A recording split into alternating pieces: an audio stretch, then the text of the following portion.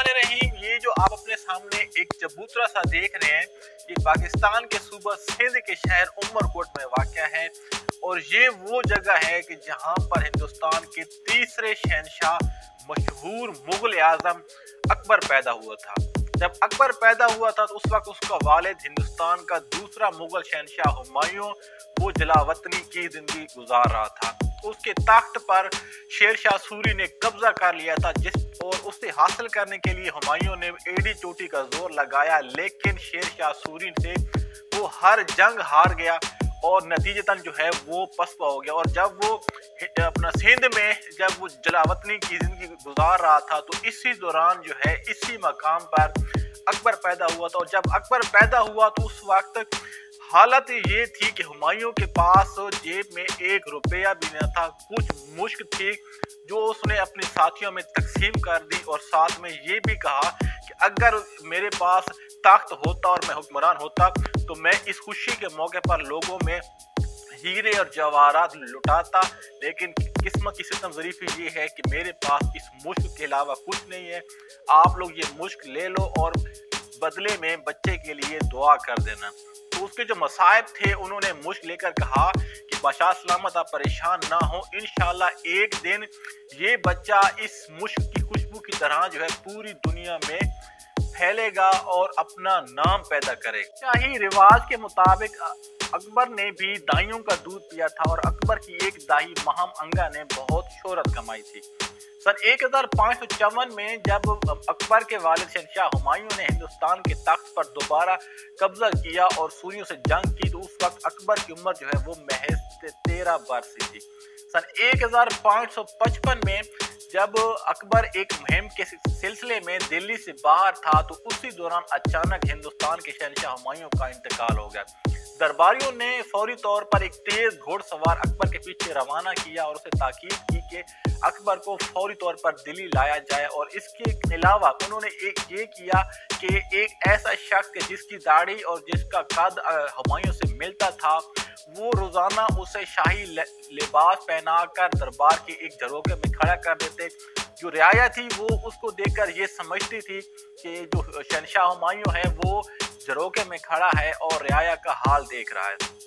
जब ये तेज रफ्तार घोड़सवार अकबर के पास पहुंचा और अकबर को सूरत हाल बताई तो अकबर का एक वफादार मुलाजिम बैरम खान उसने फौरी तौर पर जो है अकबर की ताजपोशी उधर ही कर दी।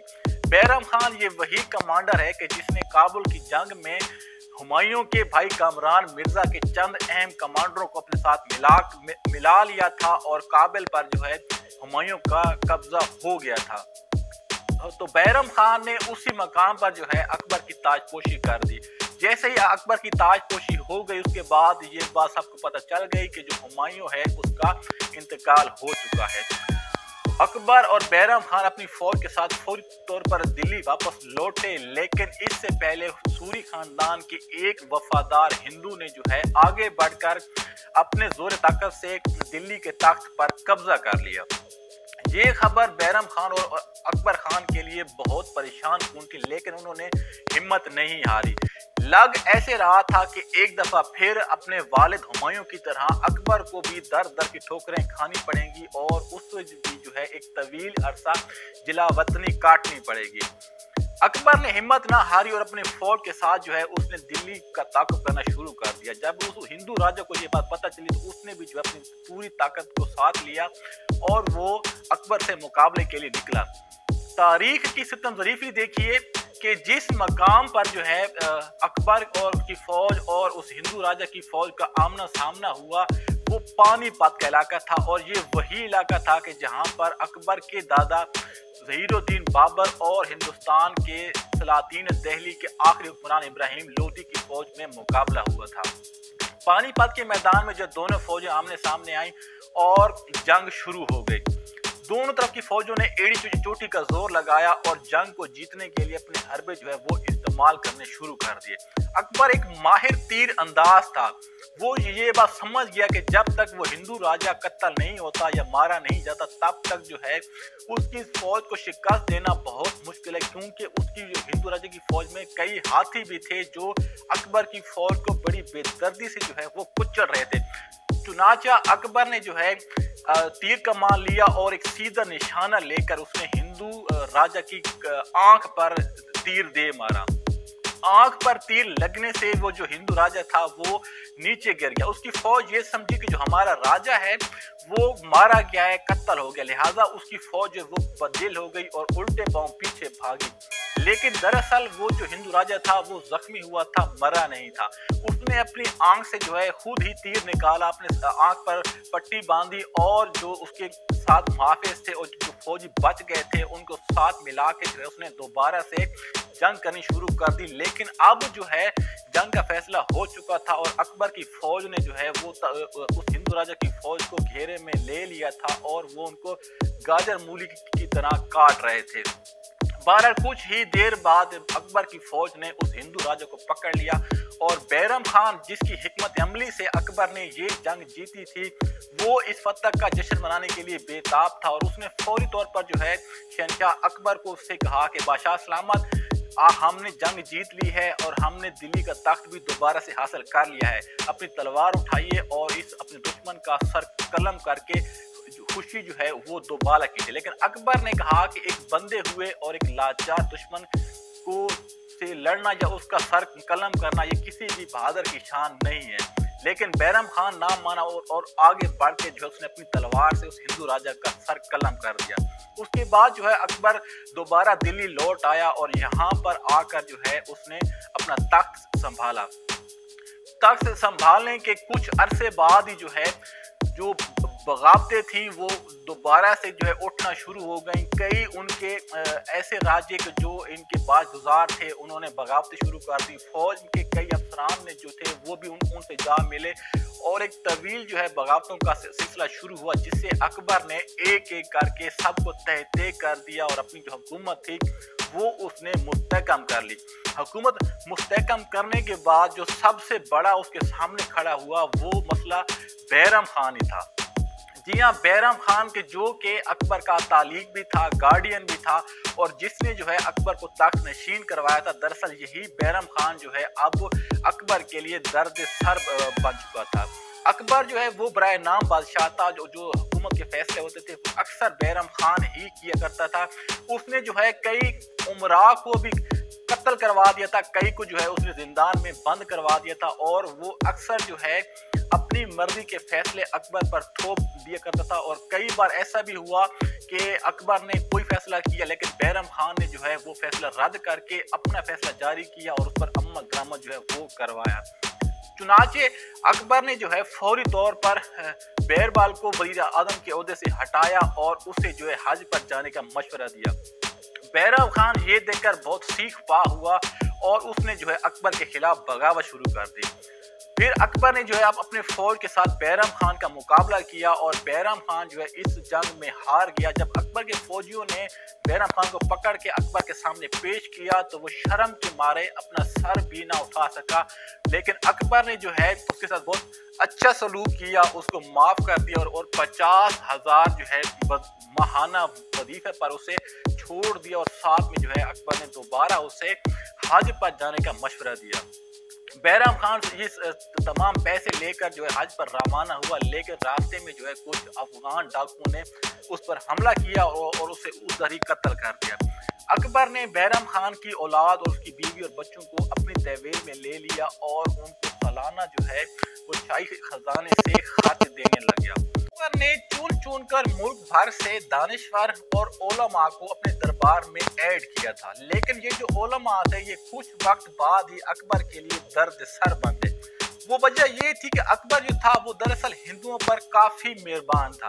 उसने हिंदुओं का जो जजिया था वो भी माफ कर दिया, उसने गाय ज़िबा करने पर भी पाबंदी लगा दी। हिंदुओं के जो कई मजहबी त्यौहार थे वो भी उसने सरकारी तौर पर मनाना शुरू कर दिए और उसके अलावा जो उसके मशहूर 9 रतन थे उनमें से जो 3 रतन थे वो मुसलमान थे। तो जो दरबारी उलमा थे दरअसल वो इस बात से खायफ थे और उन्हें ये बात अच्छी नहीं लगती थी कि मुसलमानों के होते हुए जो मुसलमान शहनशाह है वो हिंदुओं पर ज़्यादा मेहरबान हो। लिहाजा उन्होंने जो है अमूर सल्तनत में मुदाखला करनी शुरू कर दी और अकबर के कई फैसलों को जो है इस्लाम के मनाफी करार देते हुए ख़त्म कर दिया।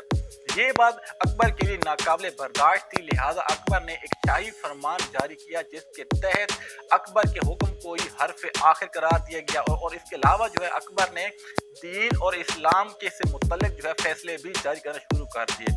उमरा को जो है इस बात का इतराज था कि अकबर चूंकि अनपढ़ है लिहाजा और उसे इस्लाम का कुछ नहीं पता, इसलिए जो है वो इस्लाम के बारे में कोई भी फैसला जारी नहीं कर सकता। अकबर और उन दरबारी उलमा में ठन गई और अकबर ने जो है तमाम दरबारी उलमा को अपने दरबार से बर्खास्त कर दिया। जब दरबारी उलमा दरबार से बर्खास्त हुए तो उन्होंने जो है अकबर पर कुफ्र के फतवे लगाना शुरू कर दिए और मुल्क में जो है एक मरतबा फिर बगावत वो बर्पा हो गई। अकबर ने जब बड़ी सख्ती से इस बगावत को कुचल दिया और जो दरबारी उलमा इस बगावत को लीड कर रहे थे उन सब को जो है उसने इबरतनाक पनिशमेंट दी और इस बगावत को जो है उसने सिरे से ही खत्म कर दिया। अकबर के 9 रत्नों ने तारीख में बेहद शोहरत कमाई। इनमें बीरबल भी था, मुल्ला फजलुल्लाह भी था, तानसीन भी था और मान सिंह भी था। जो मान सिंह था दरअसल वो एक बहुत बड़ा और बहुत नडर ये कमांडर था और इसने जो है मेवाड़ के राजा महाराजा प्रताप सिंह को जो है शिकस्त दी थी। अकबर ने जो है हुकूमत 2 तरह से की थी। एक तो उसने शमशीर के जोर पर जो है कई इलाके फतह किए थे और इसके अलावा जो हिंदुस्तान के बहादुर राजपूत थे उनको जेर करने के लिए अकबर ने कई एक महाराजों की बेटियों से भी शादी की थी और इस तरह जो कई महाराजे थे वो अकबर के जेर असर आ गए। अकबर अपना निज़ाम हुकूमत जो था वो फतेहपुर सीकरी या आगरा से चलाता था, लेकिन जो है उसने कुछ अरसा लाहौर को भी अपना दारुल हुकूमत बनाए रखा और यहाँ पर जो है उसने एक अजीम व शान किला तमीर करवाया था जिसे शाही किला कहा जाता है और वो शाही किला जो है आज भी अपनी पूरी शान शौकत के साथ लाहौर में खड़ा है। इसके अलावा जो है अनारकली और मुगल आजम अकबर का एक जो वाक़या है वो अक्सर बयान किया जाता है जिसमें ये बताया जाता है कि अनारकली नामी कनीज़ के जो अकबर के बेटे जहांगीर की महबूबा थी उसको जो है अकबर ने दीवार में चुनवा दिया था और लाहौर में जो है एक बाकायदा तौर पर एक मकबरा भी अनारकली के नाम से खड़ा है, मौजूद है। लेकिन ये सिर्फ एक तारीखी बातें हैं, इनका हकीकत से कोई भी ताल्लुक नहीं है। जितने भी मुगल तारीखदान हैं उनमें से किसी ने भी जो है अनारकली के बारे में कोई बात नहीं लिखी और ना ही किसी को इस बात का पता है। ये 1923 में मशहूर ड्रामा निगार इम्तियाज़ुद्दीन ताज ने जो है एक तख्लीकी किरदार जो है वो अखज़ किया था और इस किरदार ने जो है वक़्त के साथ साथ बेहद शोहरत पाई। मशहूर फिल्म मुगल आज़म ने जो है इस किरदार को 4 चांद लगा दिए थे और उसके बाद जो है कई ड्रामों और कई कहानियों में अनारकली के फर्जी किरदार को पेश किया गया, लेकिन अनारकली जो है ये एक फर्जी किरदार है, इसका हकीकत के साथ जो है कोई भी ताल्लुक वो नहीं है। एक रोज टहलते हुए अकबर ने अपने रत्नों में से एक मुल्ला फजलुल्लाह से कहा कि मुल्ला फजलुल्लाह क्या कहते हो कि जितने भी दुनिया में मज़ाहिब हैं अगर उन तमाम मज़ाहिबों की अच्छी जो बातें हैं वो मिलाकर एक नया मज़हब इख्तियार कर लिया जाए। तो मुल्ला फजलुल्लाह ने कहा कि बादशाह सलामत आपका ख्याल तो अच्छा है लेकिन जो रियाया है वो इस चीज़ को नहीं मानेगी। तो अकबर ने कहा कि कोई माने तो उसकी मर्जी, ना माने तो उसकी मर्जी। चुनाचे तमाम मज़ाहिब जिनमें हिंदू, सिख, पारसी, बुद्ध मत, जैन मत, इस्लाम, इनमें से जो अच्छी अच्छी बातें थीं वो तमाम जो है अलग करके एक नया मज़हब दीन इलाही भी इजाद किया गया और अकबर के जो 9 रतन थे उनमें से 3 जो हिंदू रतन थे उन्होंने फौरी तौर पर जो है ये मज़हब इख्तियार कर लिया। अकबर की अवाम में जो है रियाया में ये मज़हब ज़्यादा शोहरत हासिल ना कर सका, लेकिन जो अकबर था वो अवाम की नज़रों में एक निजात दहिंदा बन गया था। आप शायद यकीन नहीं करेंगे कि जिस पानी से अकबर पाँव धोता था लोग इस पानी को जो है बतौर शफा पिया करते थे। जिन औरतों के बच्चे नहीं होते थे वो अकबर के पास आती और मन्नतें मांगा करती थी। इसके अलावा ये था कि वो अकबर से पानी भी दम करवाया करती। अकबर के पास पानी लाया जाता, वो उस पर एक फूंक मार देता और उस पानी को जो है शफा के तौर पर इस्तेमाल किया जाता था। लोग अकबर को नऊज़ बिल्लाह खुदा तक मानते थे और उसकी जो है वो पूजा तक हुआ करती थी। अकबर ने जो है वो हिंदू ब्राह्मणों के साथ सूरज की पूजा भी की थी, और जो ईसाइयों का जो गिरजाघर होता है उसमें भी जनाब वो पूजा किया करता था। इसके अलावा जो सिखों के जो टेंपल होते थे वो वहां पर भी जाया करता था। अकबर ने जो है अपनी इस हिकमत अमली से हिंदुस्तान में अमन व अमान कायम कर दिया था, और उसने जो है सबसे पहले ज़राअत में ऐसे इकदामात किए कि जिससे जो है ज़राअत उसने तरक्की की और हिंदुस्तान ज़री तौर पर एक मजबूत मुल्क बन गया। इसके बाद जो है अकबर का ये जो जितना भी अरसा है वो उसके मुल्क में बिल्कुल अमन व अमान से गुजरा था, और इसीलिए जो है लोग उसे अकबर आजम भी कहते हैं। और अकबर की जिंदगी पर जो है हिंदुस्तान में हिंदुओं ने कई एक फिल्में और ड्रामे भी बनाए हैं, और जो हिंदू हैं वो सबसे ज्यादा अगर किसी मुसलमान बादशाह से खुश हुए थे तो वो अकबर ही था। अकबर जो था वो मौत से बेहद डरता था, और उसने जो है इस मौत का इलाज करवाने अकबर ने हिंदू पंडितों के साथ भी बहुत सारा वक्त गुजारा, क्योंकि उसे किसी ने बताया था कि जो हिंदू पंडित होते हैं दरअसल ये मौत को भी टाल सकते हैं। लेकिन इतना वक्त गुजारने के बावजूद भी जो है अकबर अपनी मौत को ना टाल सका। सन 1605 को एक दिन अकबर बीमार हुआ, और कुछ ही दिनों के बाद जो है वो बीमारी की हालत में तकरीबन 63 वर्ष की उम्र में इंतकाल कर गया।